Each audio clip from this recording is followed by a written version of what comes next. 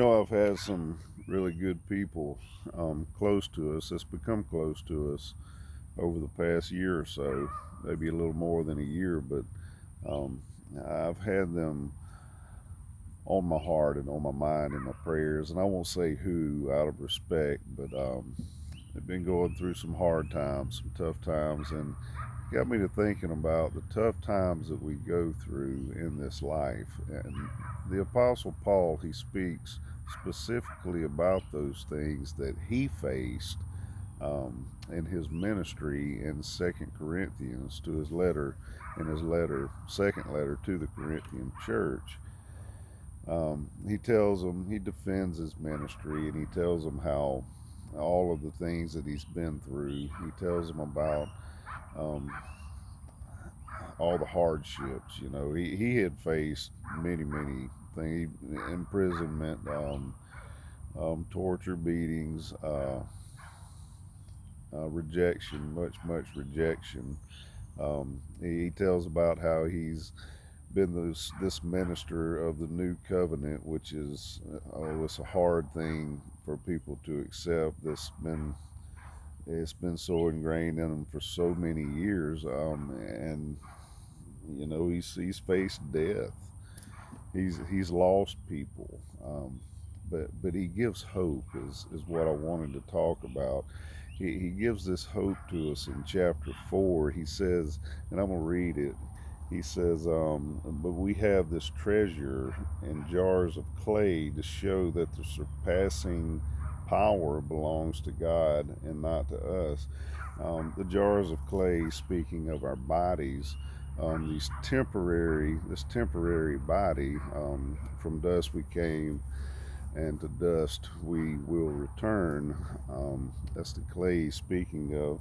But the treasure that he's speaking of is the heavenly things, the things that belong to God, the salvation that's been given to us, the spirit that he's been given to us because of what Christ did on the cross.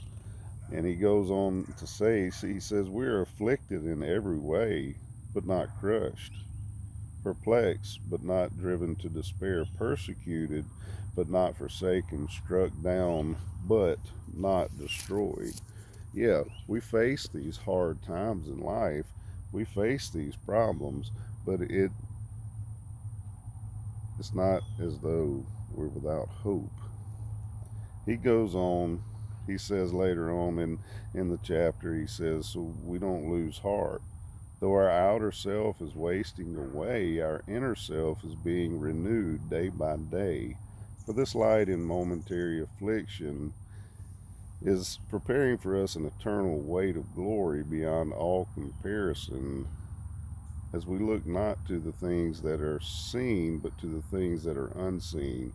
For the things that are seen are transient, they're temporary, but the things that are unseen are eternal. We do have hope, and it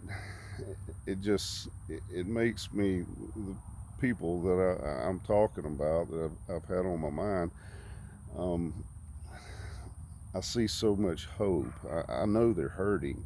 I know, and if you see this video, you probably know who you are, but I know you're hurting. I know there's something deep. I mean, things that I don't even understand. But what I do understand is the hope that you have. But what's amazing to me is how they can still smile, how they can still um, act as though nothing has happened, how they can still have such faith, such faithfulness, even though they're going through a pretty tough time, pretty tough loss. And it gives me great encouragement when I see that. You see, when we go through things like this, as the Apostle Paul says, as Christians, as followers of Christ, as those who possess His Spirit, as those who belong to the family of God, and we handle them a lot, with a lot more grace and with a lot more strength. Um, you can know this one thing, that strength does not come from our own strength. It comes from Christ's strength, the strength that he had when he faced death himself. He had hope. He knew what was on the other side. Therefore, we can too. We have this great treasure in these jars of clay. We're afflicted in every way, but not crushed, perplexed, but not driven to despair, persecuted, but not forsaken, struck down, but not destroyed.